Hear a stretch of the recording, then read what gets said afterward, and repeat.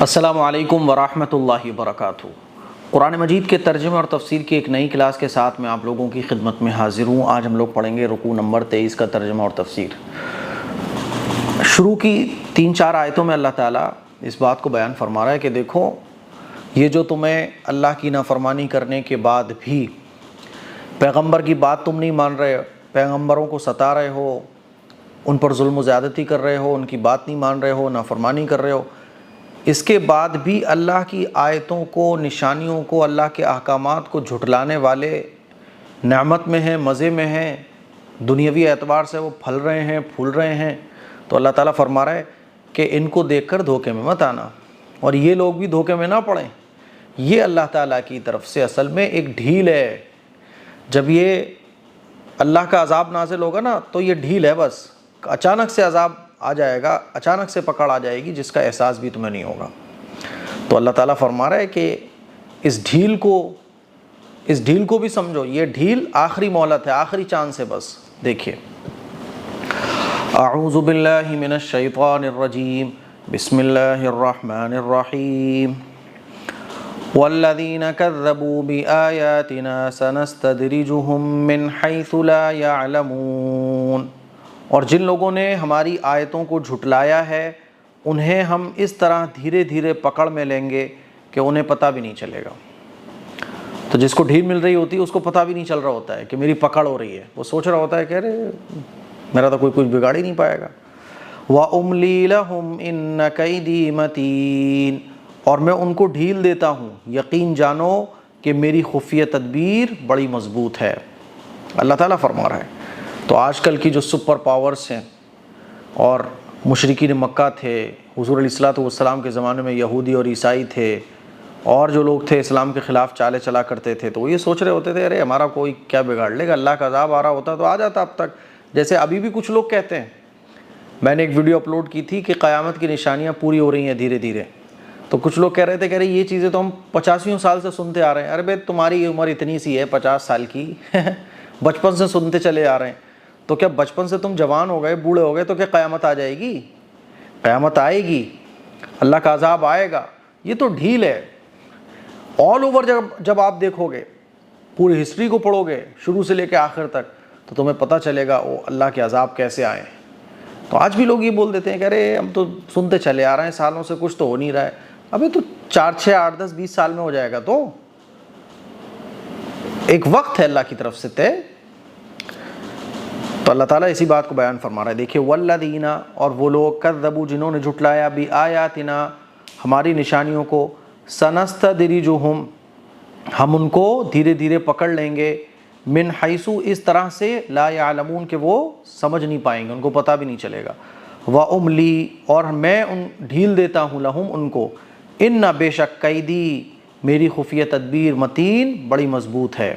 آگے دیکھیے، اچھا کچھ لوگ جو تھے نا وہ حضور علیہ الصلوۃ والسلام کے بارے میں، اچھا یہ تو کہہ نہیں سکتے تھے کہ حضور امین نہیں ہیں، صادق نہیں ہیں، کیونکہ حضور علیہ الصلوۃ والسلام تو بچپن سے امین تھے، صادق تھے، تو حضور علیہ الصلوۃ والسلام کے بارے میں تو دشمن کی یہ بات بھی نہیں چل سکتی تھی کہ یہ جھوٹ بول رہے ہیں، کیونکہ بچپن سے ہی یہ بالکل فائنل تھا کہ حضور علیہ الصلوۃ والسلام امین ہیں، صادق ہیں، کوئی بات غلط نہیں بولتے۔ تو اب یہ کیا بولیں تو انہوں نے بولنا شروع کیا کہ یہ جو ہے نا مجنون ہے۔ مجنون مطلب دماغ میں کچھ پرابلم ہوتی ہے، اس کو بولا جاتا ہے۔ تو انہوں نے یہ پھیلا دیا۔ تو اللہ تعالیٰ نے قرآن مجید میں آیت نازل فرمائی، اولم یتفکروا ما بصاحبہم من جنہ ان ہوا الا نذیر مبین۔ دیکھو اس آیت کے بیچ میں یہ لکھا ہے سین کاف تا ہا، چھوٹا سا بن رہا ہے نا اوپر، یتفکروا کے بعد دیکھو چھوٹا سا، تو یہ جو سین کاف تا ہوتا ہے سکتہ، اس کا مطلب ہوتا ہے کہ اس جگہ پر آپ کو تھوڑا سا آواز کو روکنا ہے لیکن سانس نہیں توڑنی، یہ مطلب ہوتا ہے اس کا، ٹھیک ہے؟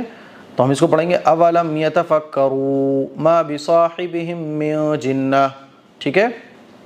بھلا کیا ان لوگوں نے سوچا نہیں کہ یہ صاحب جن سے ان کا سابقہ ہے، یعنی جو ان کے ساتھ ہیں، یعنی رسول اللہ صلی اللہ علیہ وسلم، ان میں جنون کا کوئی شائبہ نہیں ہے، یعنی یہ کوئی مجنون نہیں ہے۔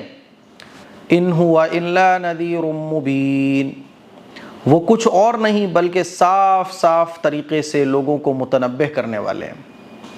تو یہ جو کچھ لوگ بولتے ہیں کہ حضور یہ محمد صلی اللہ علیہ وسلم تو مجنون ہیں، ان کو جنون لائق ہو گیا ہے تبھی یہ بہکی بہکی باتیں کر رہے ہیں، تو اللہ تعالیٰ فرما رہا ہے صاف صاف سن لو کہ جنون کا کوئی شائبہ تک نہیں ہے، شبہ بھی نہیں ہے، وہ کچھ اور نہیں ہے بلکہ صاف صاف طریقے سے لوگوں کو متنبہ کرنے والے، ڈرانے والے ہیں۔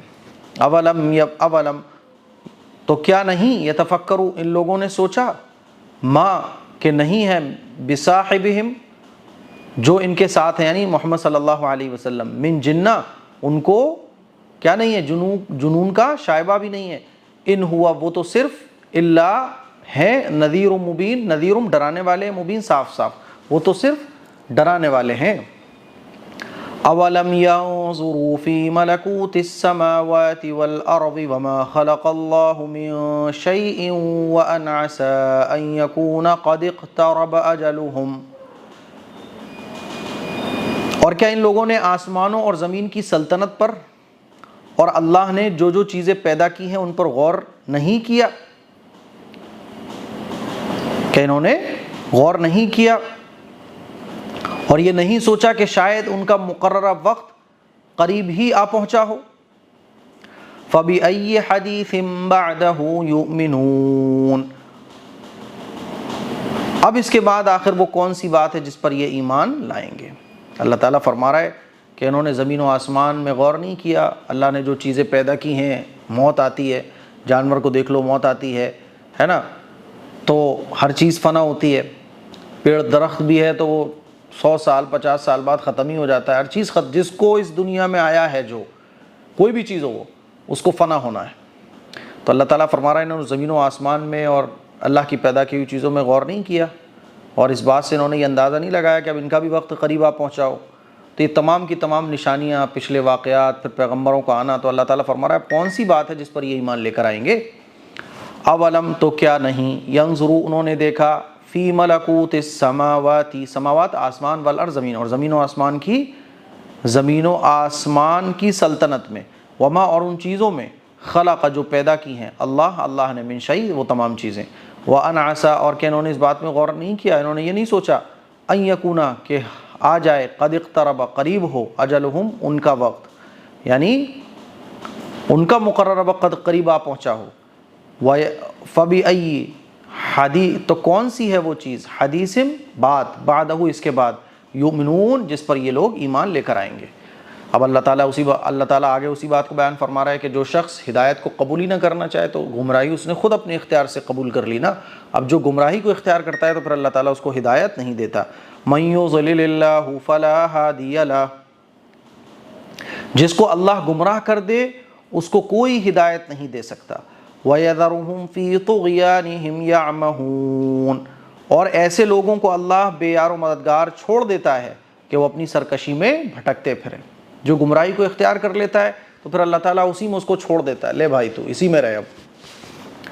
تو اللہ تعالیٰ فرما رہا ہے من جو شخص یضلل اللہ گمراہ ہو جاتا ہے، تو جس شخص کو اللہ گمراہ کر دے، من وہ شخص یضلل اللہ اللہ جس کو گمراہ کر دے، فلا ہادیہ تو کوئی ہدایت نہیں ہوتی لہو اس کے لیے، وَيَذَرُهُمْ اور اللہ تعالیٰ ان کو چھوڑ دیتا ہے، فی طغیانہم ان کی سرکشی میں، یعمہون کہ وہ اس میں بھٹکتے رہتے ہیں۔ آگے دیکھیے آگے کی جو آیتیں ہیں اس میں اللہ تعالیٰ اس بات کو بیان فرما رہا ہے کہ قیامت کا جو علم ہے وہ صرف اللہ ہی کو ہے۔ بہت سارے لوگ اعتراض کرنے والے، مشرکین مکہ، کفار، یہ سب حضور علیہ الصلوۃ کے پاس آ جاتے تھے اور پوچھتے تھے ارے قیامت کب آئے گی؟ جیسے آج لوگ کہتے ہیں ارے قیامت کی باتیں تو ہم سینکڑوں سال سے سنتے چلے آ رہے ہیں، بچپن سے سنتے چلے آ رہے ہیں، آئے گی کب قیامت؟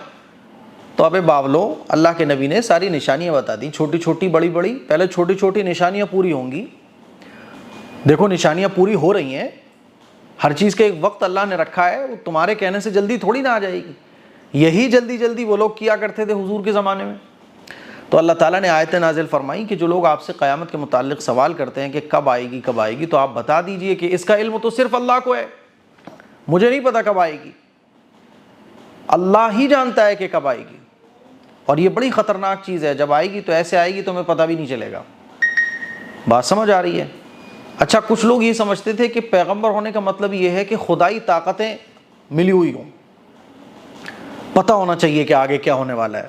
جیسے آج بھی کچھ لوگ سمجھتے ہیں اللہ کے ولی ہونے کا مطلب یہ ہے کہ وہ بتائیں کہ آگے کیا ہو سکتا ہے، وہ بتائیں کہ ہماری زندگی میں پاسٹ میں کیا ہوا ہے. تو بھائی ان چیزوں کا کوئی تعلق نہیں ہے بزرگیت سے. ایسے ہی پیغمبر ہونے سے اس کا کوئی تعلق نہیں ہے کہ پیغمبر مطلب آپ کو بتائیں کہ کل تم نے کیا کیا تھا، آگے کیا ہوگا.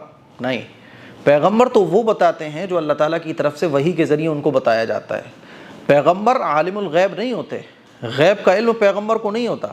ہاں، جتنی چیزیں اللہ تعالیٰ کی طرف سے پیغمبر کو بتا دی جاتی ہیں اس کا علم پیغمبر کو ہو جاتا ہے. یہ بات بالکل سچ ہے کہ اللہ کے بعد اگر کسی کو سب سے زیادہ علم ہے تو وہ جناب رسول اللہ صلی اللہ علیہ وسلم کو ہے. تمام کائنات میں سب سے زیادہ علم وہ پیغمبر کو. اللہ کے بعد علم میں جو سب سے فرسٹ نمبر پر ہیں وہ آپ علیہ الصلوۃ والسلام ہیں. اللہ کے بعد جن کو سب سے زیادہ علم ہے وہ حضور علیہ الصلوۃ والسلام ہیں، فرشتوں سے بھی زیادہ، ہے نا. لیکن اس کا مطلب یہ نہیں کہ حضور علیہ الصلوۃ والسلام عالم الغیب ہیں. اچھا، حضور علیہ الصلوۃ والسلام ان آیتوں میں یہ بھی بیان فرما رہے ہیں کہ اگر اللہ نے مجھے غیب کا علم دیا ہوتا تو آگے میرے ساتھ کیا ہونے والا ہے تو میں اچھی اچھی چیزوں کو چن لیتا، بری بری چیزوں سے بچ جاتا. لیکن آپ علیہ الصلوۃ والسلام کے دیکھیے، آپ حضور کو زخم بھی لگے ہیں، حضور کے خلاف قتل کے منصوبے بنائے گئے، بعض دفعہ حضور کو زخم بھی لگا ہے، بعض دفعہ حضور جنگ میں جو ہے نا شکست بھی ہوئی ہے صحابہ اکرام کو، ہے نا. صحابہ اکرام قتل بھی ہوئے ہیں، کہیں دستہ بھیجا صحابہ اکرام کا، وہاں صحابہ اکرام کو قتل کر دیا گیا. کئی ایسے معاملات ہوئے ہیں جس میں حضور علیہ الصلوۃ والسلام کو بڑی تکلیفیں سہنی پڑی ہیں. تو اگر ایسا ہوتا کہ حضور کو علم کا غیب ہوتا، عالم الغیب کا علم ہوتا، تو حضور تو اچھی اچھی بات اپنے لیے چن لیتے. تو پتہ یہ چلا کہ اللہ کے نبی صلی اللہ علیہ وسلم عالم الغیب نہیں ہے. اور عالم الغیب یہ اللہ کی صفت ہے بس. ہاں، اللہ نے جتنا علم چاہا اپنے پیغمبر کو دیا. اور میں بار بار اس بات کو کہہ رہا ہوں کہ اللہ کے بعد جو سب سے زیادہ علم ہے وہ پیغمبر علیہ الصلوۃ والسلام کو ہے. لیکن عالم الغیب نہیں تھے. عالم الغیب تو وہ اللہ ہے، یعنی کل کیا ہونے والا ہے، پرسوں کیا ہونے والا ہے، جو اللہ نے چاہا اپنے پیغمبر کو علم دیا. یا آپ اس کو یہ بھی کہہ سکتے ہیں، چلو جیسے کہ کچھ فرقوں کا اس میں بڑا وہ چل رہتا ہے کہ ارے حضور عالم الغیب نہیں ہے، تو آپ اتنا کہہ سکتے ہیں کہ غیب کی وہ خبریں جتنی اللہ نے چاہیے اپنے پیغمبر کو دے دیں. لیکن چونکہ عالم الغیب ہونا یہ اللہ کی صفت ہے، اسی لیے ہم پیغمبر علیہ الصلوۃ والسلام کو سنت کے مطابق اہل سنت والجماعت کا جو موقف ہے اسی پہ رکھیں. بات سمجھ آ رہی ہے؟ بعض لوگوں نے پچھلی جو قومیں گزری ہیں، جیسے حضرت عیسیٰ علیہ السلام کے جو فالوورس ہیں، انہوں نے اپنے پیغمبر کو خدا بنا ڈالا، خدائی میں شریک کر دیا محبت میں. ایسا نہیں ہونا چاہیے. دیکھیے، یسألونک عن الساعۃ ایان مرساہا، اور اے رسول لوگ تم سے قیامت کے بارے میں پوچھتے ہیں کہ وہ کب آئے گی، وہ کب برپا ہوگی. قل انما علمها عند ربی، کہہ دو کہ اس کا علم تو صرف میرے رب کے پاس ہے، اس کا علم تو صرف اللہ کے پاس ہے. سمجھ رہے ہو بات کو؟ ہاں، نشانیاں اللہ کے نبی نے بیان فرمائی، ایگزیکٹ ٹائم نہیں بیان فرمایا، نشانیاں بیان فرمائی، ایسے ہوگا ایسے ہوگا. جو چیزیں اللہ نے اپنے نبی کو بتا دی وہ حضور نے بتا دی، وہ بھی تب بتائیں جب اللہ کی طرف سے آرڈر آیا کہ اتنا ہی بتانا ہے بس. لا یجلیہا لوقتہا الا ہو، وہی اسے اپنے وقت پر کھول کر دکھائے گا، کوئی اور نہیں. ثقلت فی السماوات والارض، وہ آسمانوں اور زمین میں بڑی بھاری چیز ہے. لا تأتیکم الا بغتہ، جب آئے گی تو تمہارے پاس اچانک آ جائے گی. سمجھ رہے ہو بات کو؟ دیکھیے لفظی ترجمہ کریے. یسألونک، لوگ آپ سے سوال کرتے ہیں، عن الساعۃ، قیامت کے متعلق، ایان، کہ کب، مرساہا، وہ آئے گی، کب واقع ہوگی. قل، آپ کہہ دیجئے، انما، بے شک، علمہا، اس کا علم، عند ربی، میرے رب کے پاس ہے، مجھے نہیں پتا. لا یجلیہا، لا یجلیہا، وہ اس کو کھول کر دکھائے گا، لوقتہا، اس کے وقت پر، اللہ، لیکن وہی ہے، اللہ ہی ہے جو جانتا ہے. ثقلت، بہت بھاری چیز ہے وہ، فی السماوات، آسمانوں میں، والارض، زمین میں. لا تأتیکم، وہ تمہارے پاس نہیں آئے گی، الا بغتہ، مگر اچانک. دیکھیے، یسألونک کأنک حفی عنہا، یہ لوگ تم سے اس طرح پوچھتے ہیں جیسے تم نے اس کی پوری تحقیق کر رکھی ہے کہ کب آئے گی، ابھی لا دو، ابھی کیوں نہیں لا پا رہے ہو. تو اللہ تعالیٰ نے یہ جو لوگ سوال کرتے تھے اور یہ مطالبہ کرتے تھے کہ ابھی لا دو، قیامت ابھی لا کے دکھاؤ، کب آئے گی، کیسے آئے گی، کون سی سن میں آئے گی، کون سی تاریخ میں آئے گی. تو ایسے کھود کریت کے سوال کیا کرتے تھے. تو اللہ تعالیٰ نے فرمایا دیکھو آیتوں میں اللہ تعالیٰ فرما رہا ہے، میں اپنی طرف سے کچھ نہیں کہہ رہا ہوں. تو اچھا کچھ یہ جو مسئلوں کو اختلاف ہے، ایک گروہ کہتا ہے کہ حضور علیہ الصلوۃ والسلام عالم الغیب تھے، ایک گروہ کہتا ہے عالم الغیب نہیں تھے. تو یہ اختلاف کچھ بھی نہیں ہے. بعض چیزوں میں لڑائی جھگڑے صرف خواہ خواہ کے ہیں، فضول کے ہیں. جو لوگ یہ کہتے ہیں کہ حضور عالم الغیب تھے، ان سے پوچھو اچھا عالم الغیب حضور کیسے تھے؟ اگر حضور عالم الغیب تھے تو ان آیتوں کا مطلب کیا ہے؟ تو وہ یہ کہتے ہیں کہ نہیں عالم الغیب مطلب غیب کی چیزوں کا علم اللہ نے جتنا چاہا اپنے پیغمبر کو دیا ہے نا. اچھا جو لوگ یہ کہتے ہیں کہ حضور عالم الغیب نہیں تھے، ان کا کیا مطلب؟ ان کا بھی یہی مطلب ہوتا ہے. تو ایکچول میں صرف زبانی اختلاف ہے، لفظی اختلاف ہے. پیچھے آپ جاؤ گے سمجھو گے تو کوئی اختلاف نہیں ہے. اس لیے بریلوی دیوبندیوں کو کوئی اختلاف ہی نہیں ہے.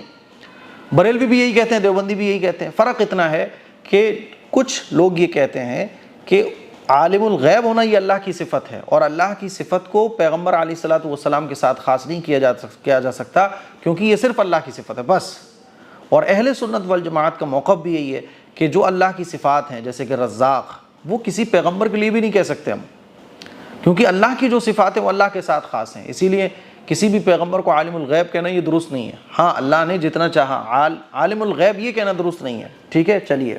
تو یہ مطلب ایک چھوٹا سا اختلاف ہے جس کی وجہ بلا وجہ کتنی لمبی لمبی باؤنڈریز کھینچی ہوئی ہیں. چلیے یہ لوگ آپ سے اس طرح پوچھتے ہیں جیسے تم نے اس کی پوری تحقیق کر رکھی ہو. قل انما علمها عند اللہ ولکن اکثر الناس لا يعلمون. کہہ دو کہ اس کا علم صرف اللہ کے پاس ہے لیکن اکثر لوگ اس بات کو نہیں جانتے ہیں. کتنا اللہ تعالیٰ کلیئر بیان فرما رہا ہے کہ پیغمبر کو نہیں پتا، پیغمبر کو علم اللہ تعالیٰ نے اس کا دیا ہی نہیں ہے. کب آئے گی یا دیا بھی ہوگا تو بتانے کا حکم نہیں دیا، یہ کہا ہے کہ نہیں پتا بس بول دو. اچھا اگر پتہ ہوتا اور اللہ کے نبی یہ بولے کہ مجھے پتہ نہیں تو یہ تو جھوٹ ہو جاتا، پیغمبر جھوٹ بول نہیں سکتے. تو اللہ نے علم دیا ہی نہیں تھا اس چیز کا. اچھا یسألونک لوگ آپ سے پوچھتے ہیں کأنک اس طرح سے کہ آپ حفی عنہا کہ آپ کو قیامت کے بارے میں پوری تحقیق ہو. قل آپ کہہ دیجئے انما بے شک علمہا اس کا علم عند اللہ اللہ کے پاس ہے، ولکن لیکن اکثر الناس اکثر لوگ لا یعلمون نہیں جانتے ہیں. آگے دیکھیے قل لا املک لنفسی نفعا ولا ضرا الا ما شاء اللہ. جو بات میں اب تک آپ کو سمجھا رہا تھا کہ عالم الغیب کا جو علم ہے اللہ نے جتنا چاہا اپنے پیغمبر کو دیا. اللہ کے نبی صلی اللہ علیہ وسلم کو اللہ تعالیٰ فرما رہا ہے کہو کہ جب تک اللہ نہ چاہے میں خود اپنے آپ کو بھی کوئی نفع نقصان پہنچانے والا نہیں ہوں، میں اپنے آپ کو بھی نفع نقصان پہنچانے کا اختیار نہیں رکھتا، میں تو اللہ کا بندہ ہوں. ہاں اللہ نے مجھے اپنی پیغمبری کے لیے منتخب کر لیا. نفع اور نقصان کا مالک کون ہے؟ اللہ ہے. تو اللہ قرآن میں اللہ فرما رہا ہے بھائی میں کوئی اپنی بات نہیں کر رہا ہوں.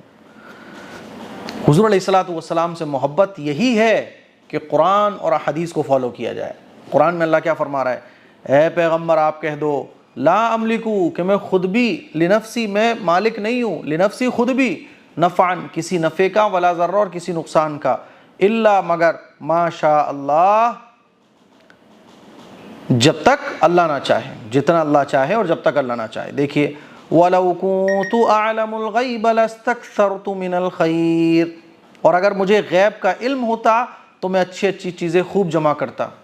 بھائی مجھے مان لیجیے اگر کسی کو غیب کا علم ہو کہ آگے نقصان، تو حضور علیہ الصلوۃ والسلام کو پتہ ہوگا کہ یہاں صحابہ اکرام کو قتل کر دیں گے یہ لوگ، تو حضور وہاں پہ ان کو بھیجیں گے؟ نہیں بھیجیں گے.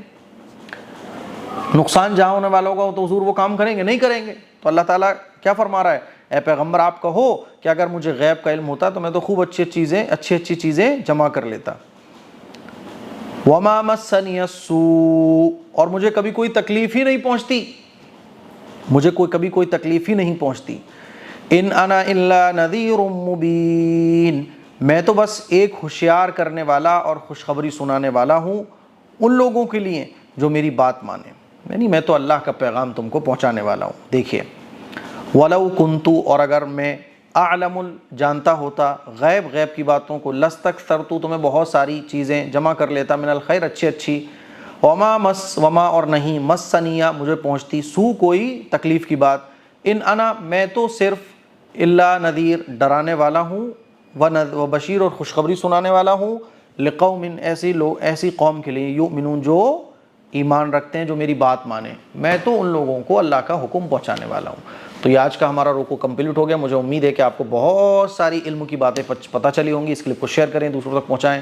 السلام علیکم ورحمۃ اللہ وبرکاتہ۔ السلام علیکم ورحمۃ اللہ وبرکاتہ۔ مجھے سوشل میڈیا پر کام کرتے ہوئے 5 سال سے زیادہ ہو چکے ہیں، لیکن ابھی تک آپ نے نہیں دیکھا ہوگا کہ میں کسی چیز کو، کوئی پروڈکٹ کی اسپانسرشپ لے کے آپ کو بول رہا ہوں کہ یہ چیز خریدو، اس کے بہت فائدے ہیں، کیونکہ مجھے اس کے بارے میں پتہ ہی نہیں ہوتا ہے۔ ہر مہینے میرا نقصان ہوتا ہے کیونکہ میں اسپانسرشپ نہیں لیتا ہوں، کسی بھی پروڈکٹ کا ایڈ نہیں کرتا ہوں کیونکہ مجھے اس کے بارے میں نہیں پتا۔ تلبینہ جو اس وقت آپ میرے ہاتھ میں دیکھ رہے ہیں، اس کا میں آپ کو ایڈ اس لیے کر رہا ہوں آپ کے سامنے، اور اس کو ریکمینڈ آپ کو اس لیے کر رہا ہوں کیونکہ یہ جو تلبینہ ہے، تلبینہ میں نے بھی بہت کھایا ہے اور آپ نے بھی تلبینہ استعمال کیا ہوگا، لیکن ایک بڑی پرابلم تلبینے میں مجھے دیکھنے کو یہ ملی، مارکیٹ میں جتنے بھی تلبینے ہیں اس میں وہ مزہ ہی نہیں آتا، کوالٹی کی بہت کمی پائی جاتی ہے۔ یہ جو تلبینہ ہے آپ دیکھیں گے مائی ہدایہ کا تلبینہ، یہ ایسا تلبینہ ہے جو پرسنلی مجھے بہت پسند ہے، اور یہ انشاءاللہ آپ کو ایک بار اگر آپ اس کو ٹیسٹ کر لو گے تو آپ کو اس کے علاوہ کوئی اور تلبینہ بھائے گا ہی نہیں۔ اس تلبینے کے ساتھ کوالٹی میں کوئی کمپرومائز نہیں کیا گیا ہے، بھر بھر کے کوالٹی اس کے اندر رکھی گئی ہے۔ آپ دیکھ سکتے ہیں کہ اس کے اندر بارلے فلور ہے، کیشو ہے، ریزنس ہیں، ڈیٹس، پستہ، آلمنڈ اور بہت ساری طاقت کی چیزیں اس میں ملائی گئی ہیں۔ اور تلبینے کے فائدے کیا ہیں آپ لوگ گوگل کر سکتے ہیں، بے شمار فائدے تلبینے کے ہیں۔ ہم لوگ جو ہے نا جم کرنے والے بندے خاص طور پر کیا کرتے ہیں نا، وہ طاقت کے لیے پروٹین کے ڈبے پی رہے ہیں اور وہ پاؤڈر کے ڈبے کھا رہے ہیں، وہ ڈولے بنانے کے لیے جو ہے نا پاؤڈر پی رہے ہیں جو نقصان پہنچاتے ہیں باڈی کو۔ طاقت کے لیے آپ تلبینہ کھا سکتے ہیں، جسم میں کمزوری ہے آپ اس تلبینے کو یوز کر سکتے ہیں، اٹھتے بیٹھتے آنکھوں میں اندھیرا آ جاتا ہے، دل کی بیماریوں کو دور کرنے کے لیے اور وزن کو کم کرنے کے لیے، جسم کو صحت مند رکھنے کے لیے، کمزوری کو دور کرنے کے لیے، بے شمار فائدوں میں تلبینہ فائدہ پہنچاتا ہے۔ اللہ کے نبی صلی اللہ علیہ وسلم کے زمانے میں تلبینے کو بہت پسند بھی کیا جاتا تھا، اسی لیے آپ ایک بار اس تلبینے کو ضرور ٹرائی کیجئے گا۔ میں آپ کو گارنٹی دے رہا ہوں کہ یہ تلبینہ آپ کو بہت پسند آنے والا ہے۔ آرڈر کرنے کے لیے آپ اس نمبر پر بھی جا سکتے ہیں اور ویب سائٹ myhadaya.in اس ویب سائٹ پر بھی آپ وزٹ کر سکتے ہیں۔ میں آپ کو پھر بول رہا ہوں کہ اس تلبینے کو یوز کرنے کے بعد، کیونکہ میں اس کو پرسنلی یوز کر رہا ہوں، اس تلبینے کو یوز کرنے کے بعد آپ کو کوئی اور تلبینہ پسند نہیں آئے گا، اتنا اس کے اندر آپ کو کوالٹی وائز آئٹم دیکھنے کو ملنے والا ہے۔ تو آرڈر کیجئے، ابھی دعاؤں کی گزارش ہے، اور اس کو ریکمینڈ بھی کیجئے، اور جو لوکل چیزیں ہیں ادھر ادھر کی جو پاؤڈر وغیرہ سے بنتی ہیں، یہ دیسی آئٹم ہے، اس کو استعمال کیجئے تاکہ جینوئن فائدہ، جو ریئل فائدہ ہے وہ آپ کی باڈی کو مل سکے۔ السلام علیکم ورحمۃ اللہ وبرکاتہ۔